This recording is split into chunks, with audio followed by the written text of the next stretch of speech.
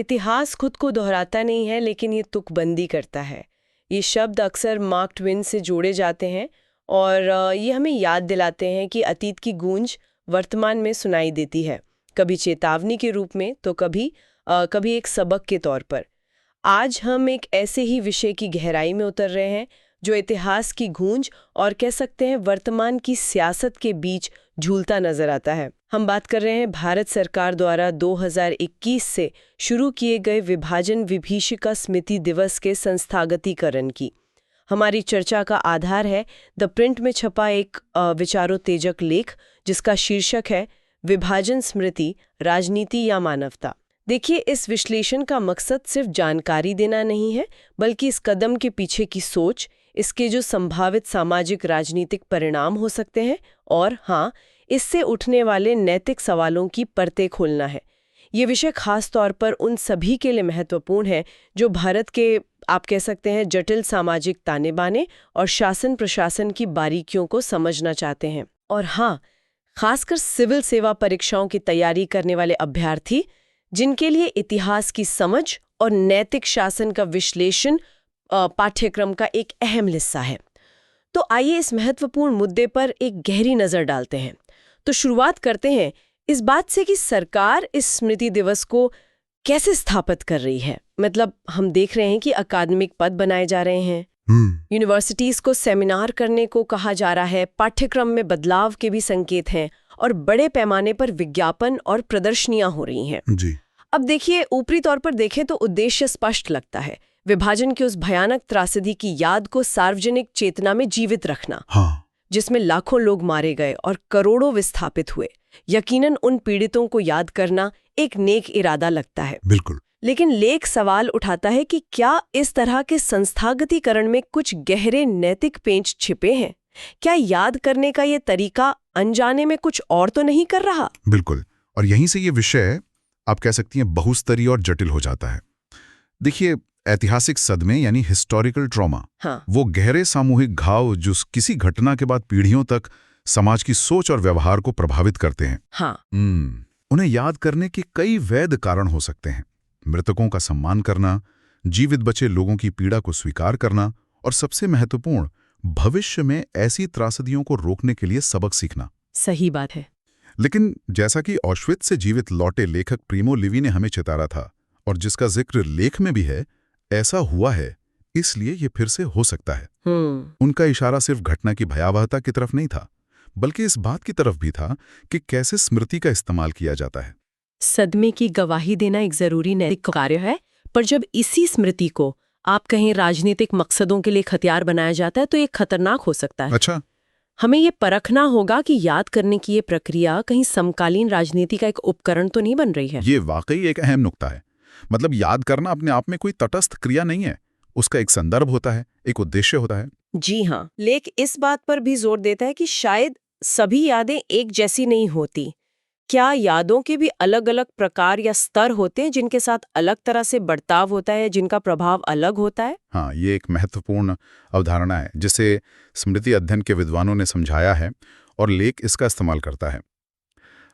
मुख्य रूप से 3 स्तरों की बात की जाती है। पहला है व्यक्तिगत या पारिवारिक स्मृति। जी। ये वो यादें हैं जो सीधे अनुभव या परिवार में सुनी सुनाई बातों पर आधारित होती हैं। जैसे किसी के दादा दादी के विभाजन के अनुभव। बिल्कुल। ये बेहद निजी और भावनात्मक होती हैं, लेकिन अक्सर 1 या 2 पीढ़ियों के बाद धुंधली पड़ने लगती हैं, अगर इन्हें सक्रिय रूप से सहेजा ना जाए। ठीक है। दूसरा स्तर है सामाजिक स्मृति, सोशल मेमोरी। जैसा कि समाजशास्त्री मॉरिस होल्बवैक्स ने बताया, ये स्मृति परिवार, पड़ोस, धार्मिक समुदाय या किसी अन्य समूह जैसे करीबी सामाजिक दायरों में बनती और साझा होती है। अच्छा। ये व्यक्तिगत स्मृति से ज्यादा टिकाऊ होती है क्योंकि ये समूह की पहचान का हिस्सा बन जाती है, पर फिर भी ये सीमित समूहों तक ही रहती है। समझ गई। तो ये हुई सामाजिक स्मृति। और तीसरा और सबसे शक्तिशाली स्तर है सांस्कृतिक स्मृति, कल्चरल मेमोरी। ये व्यक्तिगत अनुभवों से काफी अलग और अमूर्त होती है। इसे जानबूझकर संस्थागत रूप दिया जाता है, जैसे राष्ट्रीय पर्व, स्मारक, संग्रहालय, पाठ्यक्रम, सरकारी आयोजन। हाँ, मतलब इसे एक्टिवली बनाया और फैलाया जाता है। जी हाँ, बिल्कुल। इसे राज्य अन्य शक्तिशाली संस्थान सक्रिय रूप से गढ़ते और प्रचारित करते हैं। सांस्कृतिक स्मृति सदियों तक जीवित रह सकती है और पूरी सभ्यता की पहचान और मूल्यों को आकार दे सकती है। और यही वो स्मृति है जिसे सत्ता संरचनाएं अक्सर प्रभावित करने की कोशिश करती हैं। तो अगर मैं आपकी बात को सही समझ रही हूँ, तो लेख का तर्क ये है कि विभाजन की यादें जो दशकों तक मुख्य रूप से व्यक्तिगत और सामाजिक स्तर पर जीवित रहीं, हाँ, लोगों की निजी कहानियों में, साहित्य में, विस्थापितों के दिलों में, अब उन्हें सक्रिय रूप से सांस्कृतिक स्मृति के दायरे में लाया जा रहा है। सही। और ये बदलाव इसलिए भी ज्यादा महत्वपूर्ण हो गया है क्योंकि विभाजन को प्रत्यक्ष रूप से झेलने वाली पीढ़ी अब हमारे बीच नहीं रही है। आपने बिल्कुल सही समझा। दशकों तक विभाजन की भयावहता की यादें मुख्य रूप से व्यक्तिगत कहानियों, साहित्यिक कृतियों और अकादमिक इतिहास में दर्ज थी। उनमें एक, आप कह सकते हैं, जिए हुए अनुभव की सच्चाई थी, पारिवारिक कहानियों की अंतरंगता थी। लेकिन अब जो हो रहा है वो महज एक स्वाभाविक पीढ़ीगत बदलाव नहीं है।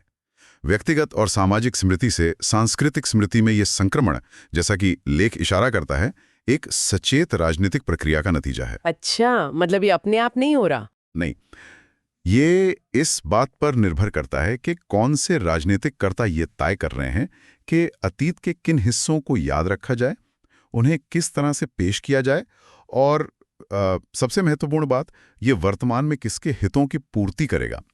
इसका मतलब है कि असली सवाल ये नहीं रह जाता कि विभाजन की विभीषिका को याद किया जाना चाहिए या नहीं।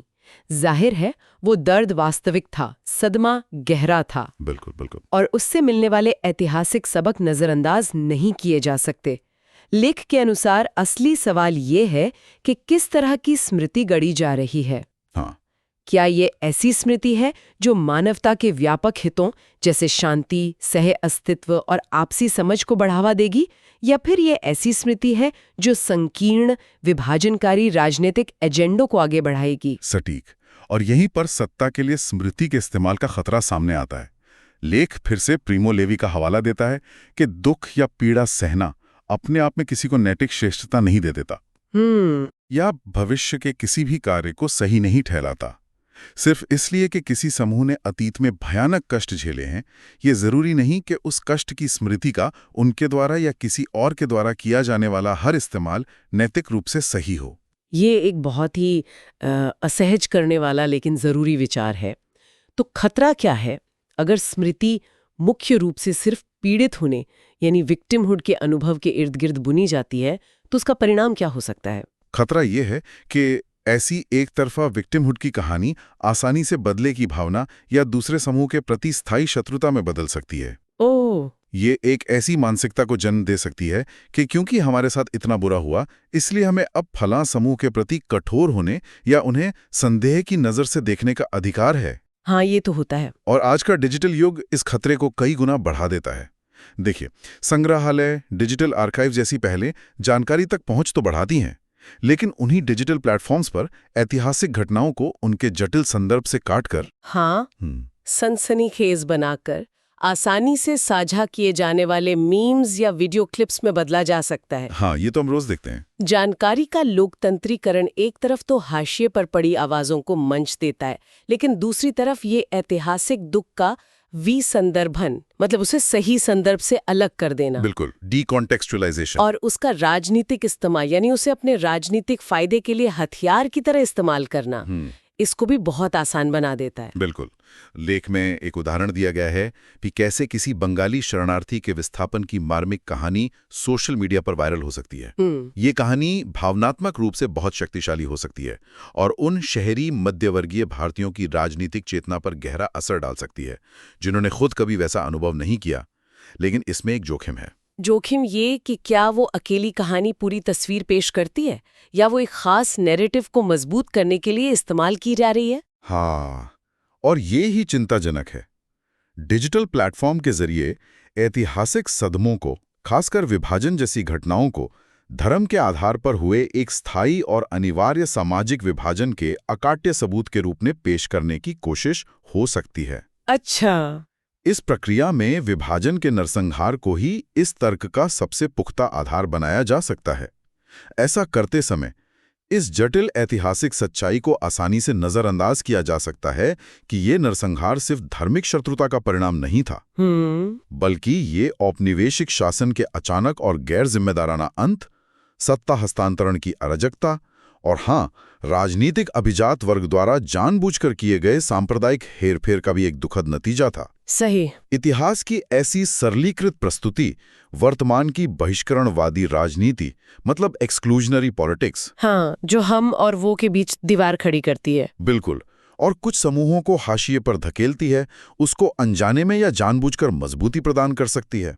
तो ये प्रस्तुति न केवल इतिहास को सरलीकृत करती है, बल्कि विभाजन के इतिहास से मिलने वाले ज्यादा जटिल और जरूरी सबकों को भी नकार देती है, जैसे सह अस्तित्व कितना नाजुक हो सकता है, अफवाहें और दुष्प्रचार कितनी तबाही मचा सकते हैं जी। और एक नैतिक और जिम्मेदार शासन की क्या भूमिका होती है ऐसी स्थितियों को रोकने में। बिल्कुल, यह हमें उन कठिन सवालों से दूर ले जाती है जिनका सामना करना शायद ज्यादा जरूरी है, कि समाज कैसे टूटते हैं, पड़ोसी दुश्मन कैसे बन जाते हैं और आम लोग कैसे असाधारण हिंसा में शामिल हो जाते हैं। अगर हम सिर्फ दूसरे को दोषी ठहराने वाली स्मृति पर ध्यान केंद्रित करते हैं, तो हम खुद के समाज की कमजोरियों और अपनी सामूहिक जिम्मेदारियों पर विचार करने से बच जाते हैं। तो फिर सवाल उठता है कि क्या विभाजन जैसी ऐतिहासिक त्रासदियों को याद करने का कोई और ज्यादा नैतिक और रचनात्मक तरीका है? क्या हम इस दर्दनाक अतीत को इस तरह याद कर सकते हैं कि वो वर्तमान को और ज्यादा विभाजित करने की बजाय हमें जोड़े और भविष्य के लिए मार्गदर्शन करे? लेख इसी दिशा में एक वैकल्पिक दृष्टिकोण सुझाता है। ये तर्क देता है कि हमें प्रतिस्पर्धी पीड़िता, कॉम्पिटिटिव विक्टिमहुड, हाँ, कि हमारा दुख तुम्हारे दुख से बड़ा है या असली पीड़ित तो हमें। हाँ, बिल्कुल, उस मानसिकता से आगे बढ़ना होगा। इसकी बजाय हमें एक दूसरे के दुखों के लिए एक साझा जिम्मेदारी स्वीकार करने की जरूरत है। साझा जिम्मेदारी? जी। विभाजन को केवल हमारे बनाम उनके सदमे के रूप में देखने के बजाय इसे नैतिक कल्पना की एक सामूहिक विफलता के रूप में याद करना होगा। एक ऐसी विफलता जिसने उपमहाद्वीप के सभी समुदायों को किसी न किसी रूप में तबाह किया। ये एक बहुत ही अलग नजरिया है, साझा जिम्मेदारी और नैतिक कल्पना की सामूहिक विफलता। इसका व्यावहारिक मतलब क्या होगा?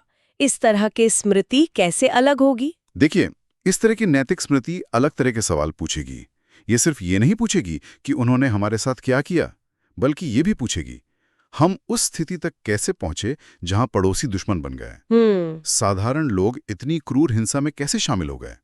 उस हिंसा को भड़काने या रोकने में स्थानीय सामाजिक और राजनीतिक संरचनाओं की क्या भूमिका थी? अच्छा, क्या कुछ ऐसे लोग भी थे जिन्होंने बहादुरी से दूसरों को बचाया?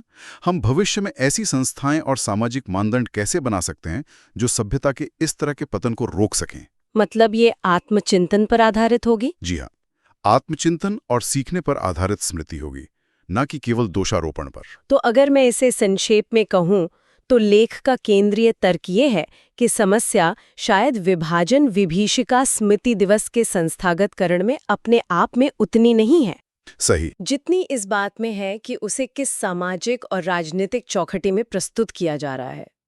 मुद्दा ये है कि ये स्मृति किस तरह के सामाजिक और राजनीतिक दृष्टिकोण को बढ़ावा दे रही है। हाँ। याद करना आवश्यक है, लेकिन कैसे याद किया जाता है, ये अंततः तय करेगा कि वो स्मृति हमें एक समाज के रूप में जोड़ती है या और ज्यादा तोड़ती है। आपने एकदम सही सार प्रस्तुत किया है। केवल एक नैतिक स्मरणोत्सव जो आत्म आलोचना, संदर्भ की समझ और साझा मानवता पर आधारित हो ही हमें वो बौद्धिक और नैतिक साहस दे सकता है जो ये जांचने के लिए जरूरी है कि कैसे साधारण लोग असाधारण हिंसा में भागीदार बन गए, तब भी और आज भी। ये हमें केवल दूसरों पर उंगली उठाने के बजाय सामूहिक जिम्मेदारी और भविष्य के लिए बेहतर समाज बनाने की ओर ले जाता है। तो अंततः लेख के अनुसार हमारे सामने चुनाव क्या है? जब हम विभाजन जैसी त्रासदियों को याद करते हैं, तो हम किन दो रास्तों में से एक को चुन रहे होते हैं? लेख के अनुसार चुनाव स्पष्ट है और ऐतिहासिक रूप से बार बार सामने आया है। क्या हम स्मृति का उपयोग मानवता की सेवा में करते हैं या सत्ता की सेवा में? अच्छा, क्या हम इतिहास के दर्दनाक अध्यायों का उपयोग वर्तमान राजनीतिक लक्ष्यों को साधने, विभाजन को गहरा करने और शत्रुता को बढ़ावा देने के लिए करते हैं, या हम उनका उपयोग गहरी मानवीय समझ विकसित करने, सहानुभूति जगाने और भविष्य में ऐसी त्रासदियों को रोकने के लिए एक मजबूत नैतिक प्रतिबद्धता बनाने के लिए करते हैं? ये तो बहुत बड़ा चुनाव है। जी, क्लियर है। विभाजन से जीवित बचे लोग और उस दौरान मारे गए लाखों निर्दोष लोग निश्चित रूप से इससे बेहतर के हकदार हैं कि उनके गहरे सदमे का इस्तेमाल आज की राजनीतिक लड़ाइयों के लिए चारे के रूप में किया जाए। सही बात है। वे ऐसी यादों के हकदार हैं जो उनके अथाह दुख से सीखें, न कि उसे हथियार बनाकर नफरत और विभाजन को कायम रखें। केवल एक नैतिक और चिंतनशील स्मरणोत्सव ही हमसे उन संस्थाओं और उस नागरिक संस्कृति के निर्माण की मांग करेगा जो हमें भविष्य में बर्बर नरसंहारों की ओर वापस गिरने से रोकने में सक्षम हों। ये केवल अतीत का सम्मान करना नहीं है, ये भविष्य के प्रति हमारा नैतिक दायित्व भी है। तो आज की इस गहन पड़ताल से जो मुख्य बात उभर कर सामने आती है वो ये है कि विभाजन जैसी ऐतिहासिक त्रासदियों को याद रखना निस्संदेह महत्वपूर्ण है, लेकिन उससे भी कहीं ज्यादा महत्वपूर्ण ये है कि हम उन्हें कैसे याद करते हैं। बिल्कुल। स्मृति एक दो-धारी तलवार हो सकती है। क्या इसका उपयोग मानवता को जोड़ने, सबक सीखने और भविष्य को बेहतर बनाने के लिए किया जा रहा है, या फिर अनजाने या जानबूझकर ये विभाजनकारी राजनीति को हवा दे रही है?